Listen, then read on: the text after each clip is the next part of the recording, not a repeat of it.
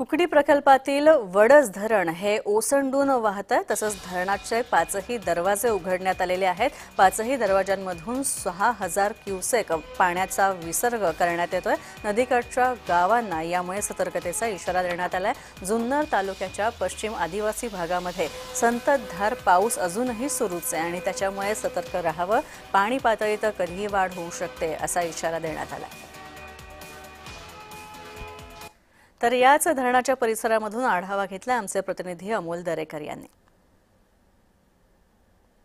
उत्तर पुणे जिल्ह्याच्या सह्याद्रीच्या कुशीत बरसणाऱ्या पावसामुळे कुकडी प्रकल्पातील वडस धरणातील पाण्याच्या पातळीत मोठ्या प्रमाणात झपाट्याने वाढ होत असताना धरण पातळीतील पाण्याची पातळी नियंत्रित करण्यासाठी प्रशासनाच्या वतीनं मीना नदीमध्ये या ठिकाणी 6000 क्युसेकनं पाणी सोडण्यात आल्याने या ठिकाणी मोठ्या प्रमाणात पाण्याचा साठा हा खरं तर प्रवाहित झालेला आहे आणि यामुळे प्रशासनाच्या वतीने कुठेतरी खबरदारीचा उपाय म्हणून या ठिकाणी पाणी प्रवाहामध्ये असेल किंवा प्रवास टाळण्याचं आवाहन करण्यात आलेलं आहे।